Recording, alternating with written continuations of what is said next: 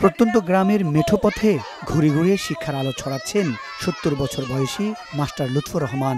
১ বছর ২ বছর নয়, এভাবে ৪০টি বছর ধরে অক্লান্ত পরিশ্রম করেন তিনি। মাত্র ১ টাকার বিনিময়ে তিনি পড়ান গ্রামের হতদরিদ্র শিশুদের। ৬০ টাকা।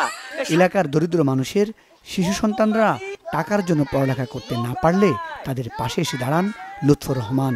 এছাড়া স্কুলগামী শিশুদেরকে অনেক পরিবার বাড়িতে পর্যাপ্ত পরিচর্যা এবং প্রাইভেট অথবা কোচিংয়ের টাকা জোগাড় করতে না পারায় বাড়তি তদারকি করতে পারে না। তাদের জন্য তিনি কান্ডারি হয়ে হাজির হন। খাতা কলম কিনে দিতে পারে না, ছেলে উপযুক্ত শিক্ষক আঁকতে পারে না, তাদের কষ্ট শেষ নেই। ছাত্রদের কোনো পড়াশোনার দিকে দৃষ্টি আকর্ষণ নাই, সেই ছাত্রকে লেখাপড়া শিখিয়ে আসতে পর্যন্ত আসতেছি। মাস্টার লুৎফর রহমান সবচেয়ে বেশি আশার প্রদীপ দিনমজুর পরিবারের জন্য, যাদের পেটে ভাত জোগাড় করে দুঃসাধ্য, তার উপর সন্তানদের পড়ালেখার খরচ চালানো অসম্ভব। এমন শিশুদের যাতে পড়ালেখা বন্ধ হয়ে না যায় সেজন্য তিনি স্কুলের পাশাপাশি পড়ানোর উদ্যোগ নেন। বিনিময়ে নেন ১ টাকা, আর সেই থেকে তার নাম হয়ে যায় ১ টাকার মাস্টার। গাইবান্ধার বিভিন্ন এলাকা জুড়ে তাকে নাম ধরে না চিনলেও ১ টাকার মাস্টার হিসেবে চেনেন অনেকেই। ৭৪ সালের পর ৭৫ সালে ওই দেখি ওই ছেলেরা, আমি একটা তার গার্জিয়ানে বললো, বাবা তোমার কিছু দেয় গরিব দিতে পারি না, তার ১ টাকা করে দেয়। ওই সেই নাম অনুসারে নাম করে 1 টাকার মাস্টার। কেউ টাকা দিয়েছে, কেউ টাকা দেয়নি।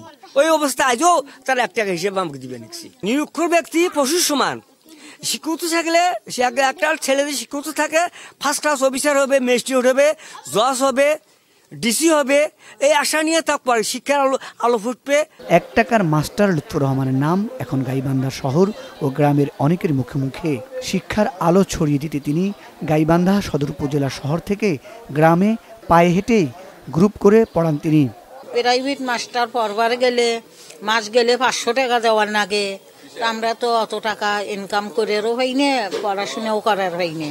৬টা মেয়েকে ওই মাস্টারে পড়াইছি। তারা মনে করেন আমি বিয়ের সাথে দিছি, তারা মনে করেন নাতিপুতির মা হয়েছে। এখন কিন্তু তারা আর চলে না, এখন প্রত্যেকটা জিনিসের দাম বাড়ি গেছে, কিন্তু ১ টাকা দিয়ে কি তার কি জীবন ধারণ করা সম্ভব হয়? আমরা তার জন্য সর্বোচ্চ চেষ্টা করছি বিভিন্নভাবে তাকে সহযোগিতা করার। তার এই উদ্যোগটি অনেক মহান এবং মহতী উদ্যোগ নিয়ে তিনি আগাচ্ছেন। তো আমরা বলে থাকি শিক্ষাই জাতির মেরুদণ্ড। তো তিনি সেই শিক্ষার আলোকে আলোকিত করছেন বাচ্চাদের, আমাদের ভবিষ্যৎ প্রজন্মদের। তো এরকম মানুষ আমাদের জন্য, আমাদের সমাজের জন্য খুবই প্রয়োজন। গাইবান্ধা শহর থেকে ৭ কিলোমিটার পূর্বে বন্যা নিয়ন্ত্রণ বাঁধের এক পাশে লুৎফর মাস্টারের বাড়ি। ১৯৭৪ সালে ব্রহ্মপুত্র নদীতে তার বাড়িঘর জমিজমা নদীগর্ভে বিলীন হয়ে যায়। ফুলছড়ি উপজেলার উড়িয়া গ্রাম থেকে তিনি এখানে আশ্রয় নেন। ১৯৭২ সালে ফুলছড়ি উপজেলার গুনভরি উচ্চ বিদ্যালয় থেকে এসএসসি পাশ করেন লুৎফর।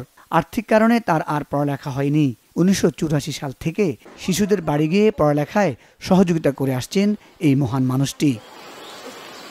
মুজাহিদ সাকিব, মাছরাঙ্গা নিউজ ডেস্ক।